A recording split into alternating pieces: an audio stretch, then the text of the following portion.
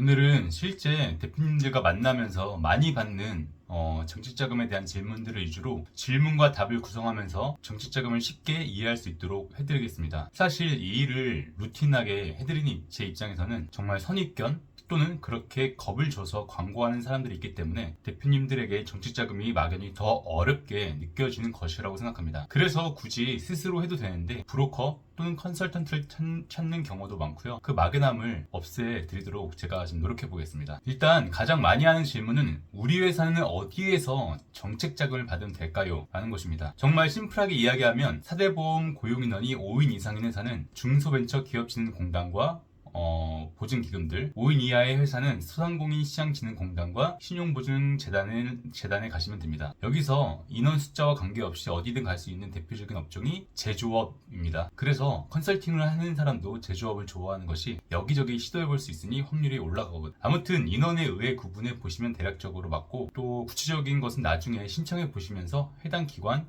고객센터에 전화해도 잘 알려줍니다. 그 다음 은근히 많이 물어보시는 질문이 직접 대출, 간접 대출이 무엇이고 또 대리 대출은 무엇인가 입니다. 이 용어가 좀 어려운 것 같은데 쉽게 말하자면 직접 대출은 국가에서 직접 기업 계좌로 돈을 넣어주는 것이고, 간접 대출은 은행을 통해서 돈을 빌려주는 것입니다. 국가에서 기업에 보증을 해주고 은행에서 기업에 주도록 하는 거죠. 그리고 대리 대출은 간접 대출이나 담보 대출의 금리를 낮춰주는 기능만 갖고 있는 대출입니다. 직접 대출 기관은 중소벤처기업진흥공단과 소상공인 시장진흥공단이고, 이곳과 상담 후에 승인 결정이 나면 직접 기업 통장으로 입금을 국가에서 해주는 거고요. 간접대출 기관은 신용보증기금, 기술보증기금, 신용보증재단인데, 이곳과 상담 후 승인이 되면 기관에서 보증서를 발급해주고 그 보증서를 통해 은행에서 기업으로 입금을 해줍니다.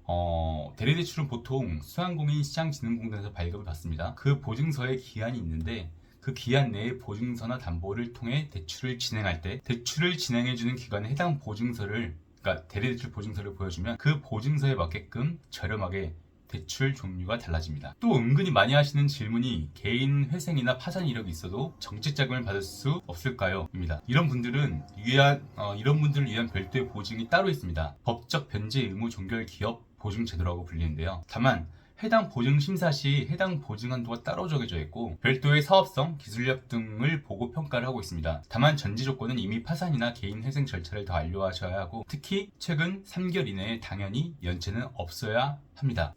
마지막 질문인데요. 과연 정책자금 컨설팅이 효과가 있을까요? 라는 질문입니다. 있을 수도 있고 없을 수도 있습니다.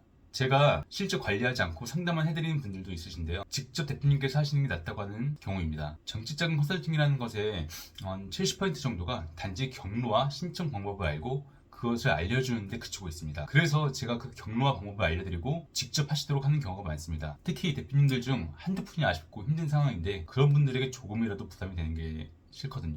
제대로 된 정책자금 컨설팅은 루틴하게 신청일을 놓치지 않도록 해드리면서 정책자금 심사에서 가산점이 될 것들을 계획을 갖고 만들어 드리는 것입니다. 대표님이나 직원들이 루틴하게 그 업무를 잘 할 수 없고 그 부분이 필요하다면 정책자금 컨설팅은 필요하다고 봅니다. 다만 그런 경우는 한번 브로커식으로 치고 빠지는 컨설팅이 아니라 지속적으로 기업의 이모저모를 관리해주는 컨설팅이어야겠죠. 자금, 지원금, 바우처, 패키지, 그다음 세금에 대한 들을 루틴하게 챙겨드리는 거고, 자금은 그 루틴한 일 중에 하나의 영역에 불과합니다. 오늘은 정책자금에 대해서 가장 많이 질문하시는 내용을 중심으로 질문과 답을 알려드리면서 대표님들께서 정책자금을 쉽게 이해할 수 있는 것을 목표로 내용을 다뤄봤습니다. 꼭 이 내용을 보시고 마음속에 그 허들을 없애고 직접 간단한 신청과 혜택을 대표님들께서 누리시길 바라겠습니다. 이상으로 해결사 주 팀장이었습니다.